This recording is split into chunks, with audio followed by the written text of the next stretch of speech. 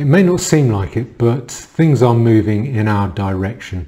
What I'm referring to is a movement of the water under the ice, and you can see that if you're paying attention.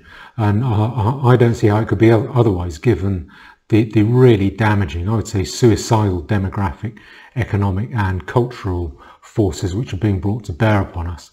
And as a result of that, I think the danger is not that the tide will never move in our direction, but that when the ice breaks, that tide will be seen to be moving very violently in our direction. When that happens, the potential for physical violence and killing is high. I think the ingredients will be in place for that.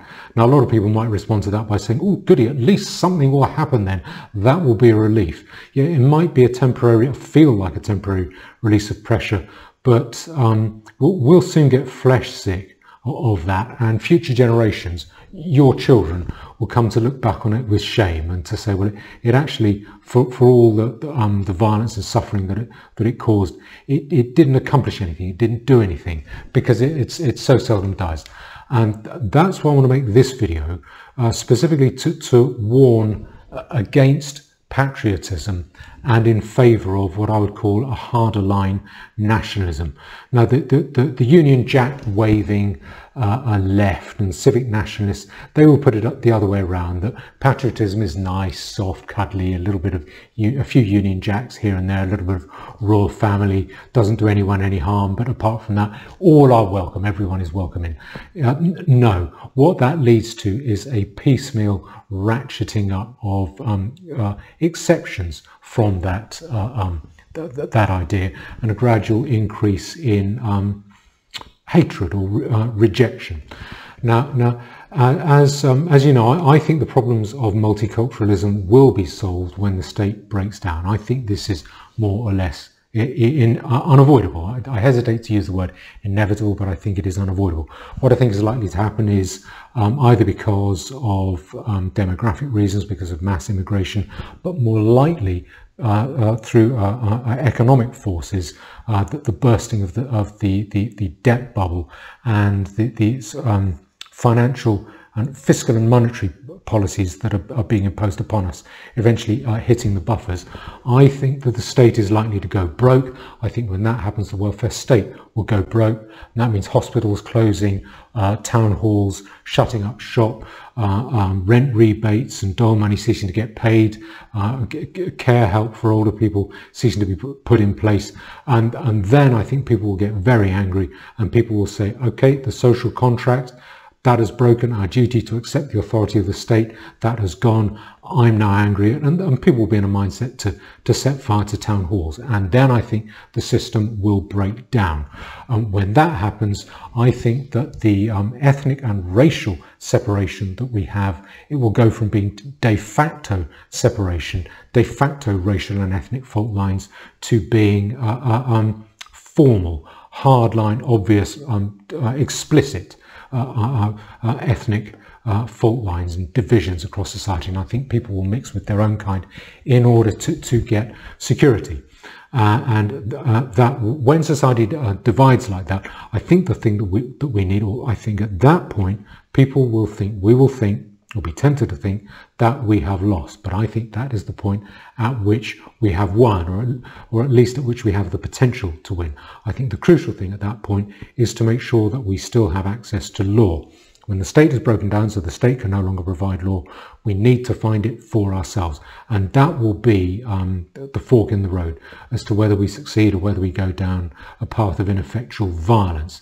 And that is what I think is necessary. If we can do that, I think we'll be able to live together, to provide security for ourselves, to be able to continue to trade, to make prosperity, to be strong, and eventually to buy out and squeeze out and in a consensual way return the foreign populations to the lands of their ancestral origin, but by allowing them to stew in their own quite bitter and impoverishing juice. I think that is the way things are likely to go. Whatever happens to me, whatever I say, whatever I encourage. The one thing I'm encouraging, the main thing I'm advocating is that at that juncture, I think the linchpin, which will be when the state breaks down, that we still are able to find law and to impose law upon ourselves, that we need to be able to do that. That is the main, the key thing that I'm advocating. Now, what I want to go through here in this video is to outline my view, to explain how which I'll call a sort of a hardline nationalistic view, how it is in fact much more benign than patriotism, and how it resolves difficult seeming tangles humanely, and is a much nicer way, a much more effective way, a much less hostile and angry, hateful way, a much less supremacist and rejectionist way of solving those problems. Now, just to recap, my view is that we, the English, have one homeland. It's the only one we've got, and we're entitled to it. I think that every people are entitled to keep their homeland, but that we are more entitled than any people on the face of the earth to do so, on account of, well, two things really. Firstly, the ancient line that we have as the oldest nation state in the world, and secondly, because of the benefit that we bring to the world. And I would say that is really three key things that tend to bundle up into one, and that is specifically one, our sort of insistence or kind of addiction to freedom. And I would say that's probably a genetic or a matter of race and ethnicity. We seem to insist upon freedom, upon living in individual freedom, and that goes back many centuries, at least 1,000 years. I would say that can be traced, or sorry, nearly 1,000 years. So firstly, freedom. Secondly, that freedom which is realistically based upon law, i.e. governed by law, based upon a realistic understanding of the flawed state of human nature. And thirdly, that law is morally thrashed out after having been ethically debated. Now, you don't have to like us, and there are plenty of English people that I don't like, but I think you have to accept what I've just outlined and the benefit that has to the world. And what it does is to say that we are no exception. We are the last people who should be exempted from the rule that each people has a right to, or have a right to, their own homeland. And as a result of that, we have the right to say who visits and who leaves us in our homeland, exactly the way that you have the right to say who visits and leaves your front room. So the approach to questions of immigration and multiculturalism seems to me to be simple. Does the person's presence, does it enhance or diminish our sense of our land being our homeland for us? And now, if you apply that test, what you'll notice that the first thing about it is it's simple, it's straightforward, it's fairly blunt, but what prevents it from being brutal is that there is an absence of criticism and fault finding or ill will in that test. And what I want to show here is how that hard line is in fact the most humane line, and certainly a lot more humane than the line that a lot of patriots and civic nationalists, or I think I would say evolving patriots and evolving civic nationalists, are coming out with. And what I want to do to illustrate this is to look at a few postings by Anne-Marie Waters and also by Pat Condell. They're good fun.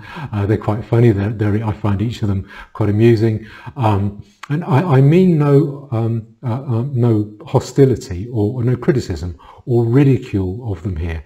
What I want to do is to point them, to give them a bit of unsolicited, unsought advice and help. They certainly haven't asked for it. I'm going to give it anyway, about how to avoid this long road, which I think they're facing, a long road of unnecessary hostility and conflict, and the making of unnecessary distinctions, which I think that they are going down. I think they're going down that road.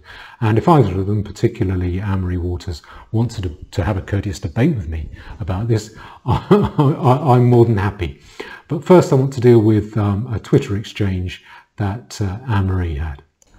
Now this is a Twitter exchange she had with Pat Condell, and this is from 21st of June. Pat Condell: millions of white people who never wanted to think about race have been given no choice but to think about it quite a lot from a defensive standpoint. We hear ourselves constantly defined by our race, always negatively. But he means that sort of, I think he means white British people, I would say English, as if we ought to be ashamed of it, and as if we deserve some sort of retribution for it. We can see that mass immigration from the non-white third world, coupled with compulsory anti-white racism in education, will lead to a very bad place for the next generation of white people, our children and grandchildren, and we're wondering why we're still being polite about it. I don't criticise a word of what he's got to say there. What I criticise is the approach. Now I'll explain that in a minute, but let me look at Anne-Marie Waters' reply there.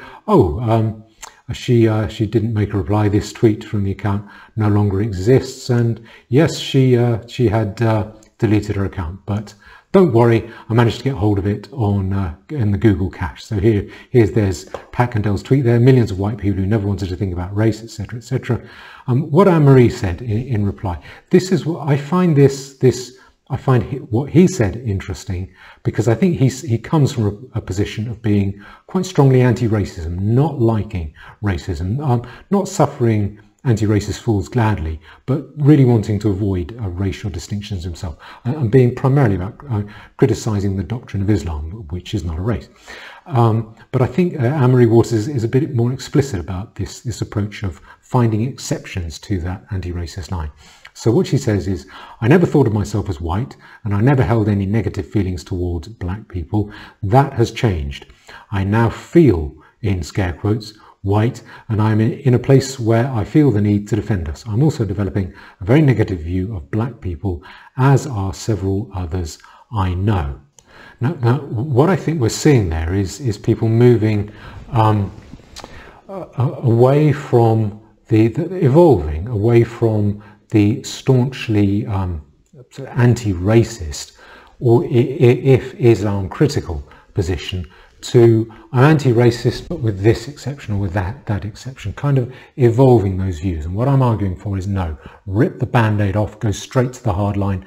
You will prevent yourself going down quite an unpleasant road where you're finding fault and saying you're not good enough to belong here to people. I'm anti-racist with some exceptions requires justification of those exceptions, and that can only really be done in a negative way. It inevitably turns to some kind of race-based hostility. Now, you could say that I am racist in that I am a maker of race distinctions, but if you say that I'm racist, then you will say the doctor who conducts a sickle cell anemia test on a black man but not a white man, that he is a racist, because the crucial thing about me is I make racial distinctions, but I think I do it without hatred, and the same way that doctor does. My motivation in saying that is not sanctimony or piety. I'm not. I don't care if people call me racist. I'm just not bothered about that. But my motivation is to respond to the violence and killing that group hatred can inflame down the road when the system, the state, the current state of authority breaks down. Now, it might be that you look forward to that. You think, oh, goody, let's get on with it. Let's have a bit of conflict. At least that'll be satisfying. But I think if you do that, as I say, I think your children will come to be ashamed of you, because I don't think that violence and conflict will accomplish anything much. I don't think that's an effective method, and I think it also creates a tremendous suffering. It's a two-edged sword, and it starts quite early with a sort of subtle pushing away, a kind of underlying rejectionism or personal focused rejectionism, which I think you can see in Anne-Marie's tweets, because I think she's saying, I'm not racist, but I'm developing a negative view of black people, and that might justify certain policies. I assume she would say, because she's a politician, she would say that would justify certain policies against them because of this negative view of them. And I think that's that kind of selective, targeted rejection. I think that leads down a hostile route. It contains hostility that leads to, I think, leads to hatred. And to illustrate this further, I want to deal with a couple more tweets from Pat Condell. They're quite funny, but you'll see them. Here's this one. Pat Condell. Violent members of a certain ethnic group are too dumb and entitled to realise what they have, and they're throwing away. Their ugly behaviour is creating the racism they're always complaining about. Civilised people don't want to live with it, and we don't want our kids growing up with it. I've muted the video there, and it's quite funny. But that is pretty hostile stuff. And what is the point of that? I think that is a lot less effective than my more humane hardline. Now I want to move to the next one. That's this one. Just give me a moment. Okay, that's Pat Condell. Always members of a certain ethnic group, like a troop of fornicating evolutionary ancestors. And there's the fight going on down there. Okay, now I think all of that, I think that is funny. But what I also find a bit funny or ironic is how much more, I would say, for what it's worth, racist that is than, or hostile that is than my supposedly extremist nationalist position. My position doesn't require me to think anything bad about other groups. I can simply say, well, does your presence go to enhance our sense of our land, we, the English, having our land as our homeland? And unlike Pat Condell or Anne-Marie, I don't have to find fault with black people or anyone else. And I think for Anne-Marie or Pat Condell's position, policy would probably be based on this evolving understanding of other groups being worse somehow, less worthy or more harmful, more damaging. My position would be changed if I could conclude that black or Muslim people have the highest IQ on the planet, way higher than ours, and their deferral of gratification was much longer than ours, and their impulse control was much more finely attuned than ours. My test the answer to my test would still be the same. The question would still remain: does your presence here hinder our land remaining as a homeland for us, the English? Yes or no? That's the whole question. There's no fault finding. There's no hostility that I have to engage in there. Now, again, I'm not trying to ridicule or really harshly criticise Anne-Marie or Pat Condell. I like both of them. But when I've communicated with them, they've both been perfectly nice and courteous to me. But I'm offering them unsought help. They haven't asked me for help. I'm giving it anyway, by encouraging them to make the relevant leap now. Dump the patriotism, any civic nationalism, any criticism of doctrine for the simple and friendly hardline. As I say, rip the plaster off now. Yeah, I think millions, probably maybe tens of millions, are going to have to leave, but not necessarily because they're bad people, and it is not necessary for us to whip up that view of saying that these people are bad people.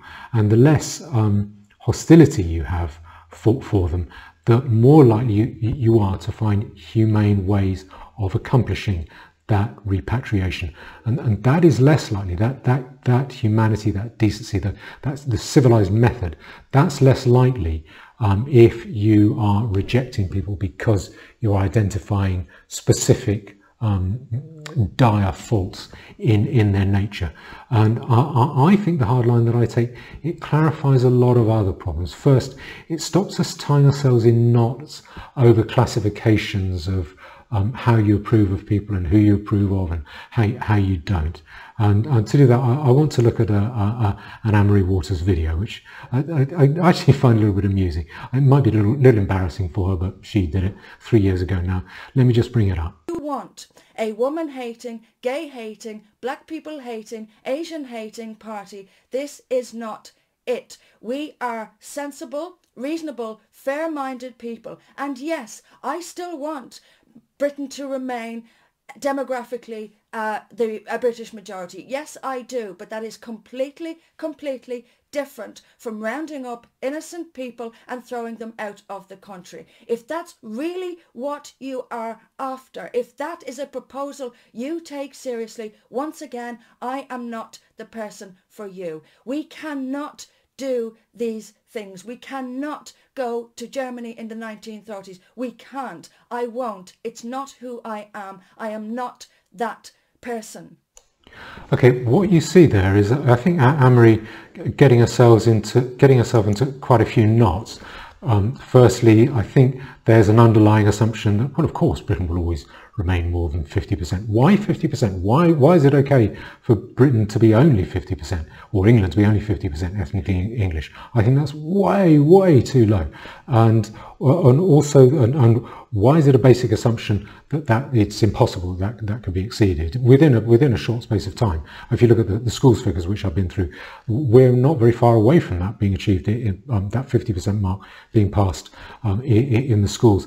And then this idea that you can't throw out innocent people. I suspect what's happened is her view has evolved to saying, well, actually, these people are not so innocent, therefore we may have a right to, well, the corollary, she hasn't said this as far as I'm aware, but the corollary would be, if these people are not so innocent, then we might have a right to remove them. I think that is too hostile and too dangerous a basis for throwing people out. You're not innocent, we're getting rid of you. It's much more humane simply to use my test. Do you enhance our rightful sense of ourselves having our own land, of our land being our homeland, yes or no? Now, if you go down the line of saying, I make no racial distinctions except for this or that reasonable racial distinction, then I think you actually do get closer than you might like to the 1930s Germany situation. The 1930s Germany situation, that wasn't about saying, this is our homeland, we want to enjoy our homeland for ourselves. It was about finding fault with, to put it mildly, and denigrating other states, other peoples, in order to justify doing things they didn't want, taking land and resources off them and dispossessing them.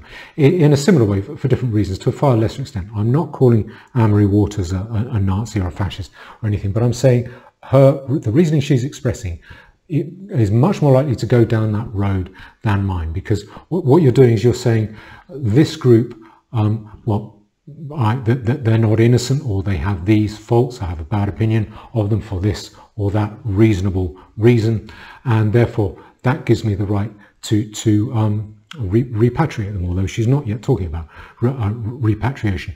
Now, I think that actually gets you closer to that 1930s situation, and particularly do so if you go down that route, and then you have to work out criteria and justifications.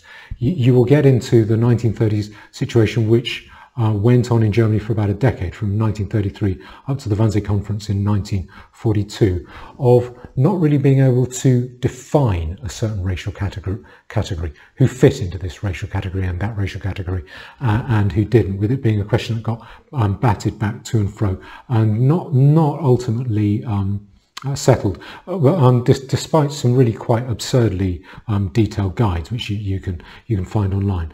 Now, again, I think you will inevitably do that, because you'll be left with the question, well, who is a member of this group which we criticise? What are the factors that we criticise them for? Does this specific member of that group have those qualities that we criticise the group for? What if they don't? What do we do then? So all of those. The approach that I have, or I think, is far simpler, simply to say that this is our homeland, and no offence, but we intend to keep it that way. Now, second, I think that the hard line that I'm proposing, the simple line that I'm proposing, it is a much better way of answering complaints and wailing and protest against or from non-English people. Now, here I want to refer to a video of mine from a very nice lady, very courteous, very well mannered, and she asked a reasonable question. Now, I've blanked out her name, and I want to show what she said here. Now let me just bring it up. Now I blanked out her name because she was very nice. She had the decency to comment on my video and to do it in a nice, polite way. No swearing, no shouting, no calling me rude names. So I don't want people giving her a hard time. I was born in this country, brought up by white parents, but I'm mixed race. I'm guessing she's mixed race, but she was adopted by white parents is what I'm guessing. I'm English and do not identify with or know anything other than the English culture. My parents were Church of England. I assume what I call her adoptive parents. I'm well educated, well mannered, I believe that, and work in a respectable industry. I believe that too. And are you suggesting that I have to live in the multicultural area purely based on the colour of my skin? I want to live near my mum, who is white, and be around people I identify with. Please explain why I couldn't do this in your model. I thought this was about culture, not skin colour. Well, I've never said that. And I don't think I have. And then there's a reply from another fellow who's actually quite a nice guy. I think he might be a black guy, if that's relevant. He makes polite comments as well on my videos. I think it will be pretty obvious who counts as English, and he says to her, "You'll be fine." Well, I'm not so sure. I think the process of separation, it won't be me deciding, making distinctions. I think it'll be much cruder than that, based on people's gut feelings as groups. I think that's how the ethnic separation is likely to happen. But I mean, if I were faced with that choice, my simple response would be quite an unflinching one, but a simple one. No offence, no malice intended, but the question is, in what way do you contribute to our homeland being our homeland? And yes or no, and please please substantiate your reply to that question. And I think that requires no more malice or ill will than it does if you are being assessed for a job for a client in your respectable industry. So you don't take offence there if someone's saying, "Well, are you good enough to do work for my company?" And it will be. There's no malice about that. And in a similar way, I think my simple hard line is free from hostility in the same way. If you approach questions like that through what I call the wrong end of the telescope, i.e. the patriotic end of the telescope, that will require you to get into all kinds of definitions and rationalizations, exclusions, exemptions, and to ask her, well, what mixture of races do you have, and what is how much on this side, how much on that side, and what is your job, prove what your contribution is, and what do you pay in taxes, all kinds of weird guidelines that could develop into a huge great matrix. And then when you've dealt with that person and someone else says, "I want the same standards applied to me," do you have to do that? So much simpler just to say, well, this is our homeland, we're entitled to it, and do you fit in with that, or do you enhance that? Now this is the patriotic position requires all of those distinctions, because patriotism in general, it necessarily kind of exists through comparing itself with other groups. We are proud of ourselves, we favour ourselves, we are good, and we are proud, and our pride and sense of our own goodness is in relation to our perception of other groups, which I think that the hardline nationalist position doesn't do that at all.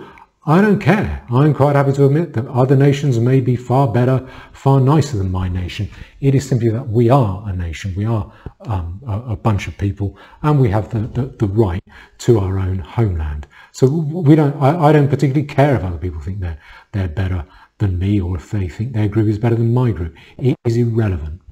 And the position that I outline, I think, is one that's, I would say, is pretty much very widely accepted. I mean, when I've seen, say, black people having that point of view put to them, we're entitled to have autonomy in our own homeland as you are in yours, I get the impression that quite a lot of black people actually agree with that, and crucially it removes. I think what they sense is that approach is devoid and doesn't have any hatred in it, and it removes any need for hatred, and that in turn reduces the need for atrocity, which I think is the likelihood if and when the state breaks down. And I think that is very likely. I think it is, that kind of violence and killing is likely if the state breaks down. What I mean by that, or the reason I mean that, is that if the ever-present human attraction, and very human attraction to evil, if that is underpinned by power needs and perceptions of power, by that I mean asserting your freedom from external limits and stamping down your independence and autonomy, that's actually wrong. It's decency and good manners that assert your independence and your freedom from external coercive constraints. But I'm not going. People aren't going to believe me if I preach that now. But if our human attraction to evil is based upon our perceptions of power, then that attraction to evil, I think, will blossom if there is a breakdown of of power and the power structure, and if the death of and if there is a death of the God of the state and the failure of his promises. And the reason is, I think we need to win, but we need to win humanely, in a civilized way, in a way that doesn't involve cruelty, i.e. inflicting excessive and unnecessary suffering. Because that is how I think we will be judged afterwards. So next generations, they will look back and say, yeah, they won. Did they win fair? Did they win reasonably decently? Have we passed down to them the moral authority that was given to us by previous generations, maybe the last one but one? The crucial thing there, I think, I say it again, I think, is law. When the state breaks down, as I think it will, I think then we will see a hardening ethnic separation happening very fast. I think in the foreign occupied areas, the multicultural areas, I think conditions in those areas will plummet very fast and probably become really unlivable fast. The way for us to be able to regain our land for ourselves and to encourage people simply to leave voluntarily will be one, to let them stew in their own juice in those unlivable conditions, but for us to be able to secure our position and our prosperity and strength and sense of our identity through law, through the order that law is able to provide, by providing us the ability to live together and to trust one another, and also by providing us with the ability to trade, to form contracts that can be enforced. And that is what I think will be the linchpin, and that's what I hope to be able to provide at that point. I think that is what is necessary. But the other thing that I think a lot what we should do, what I would say to people like Anne-Marie Waters and Pat Condell, is just drop the patriotism, drop the anti-racist or the evolving anti-racist line. Just jump from a position of patriotic anti-racism right across to the hardline nationalistic line, which simply says, this is our homeland, we're entitled to it. If you don't contribute to that sense of our homeland, then we have the right to insist, very politely, that you leave. We don't have the right, we don't have the duty to make sure it's other people's homeland as well. And you will find that, I think we will find that line much more humane, particularly, and you will do that. If you adopt that line, it will be more civilized, perhaps especially towards your enemies. And that will leave us in a better position to leave a better legacy to future generations without a horrible, blood-soaked burden, a legacy of cruelty, leaving a stain down the pages of our history. Thank you.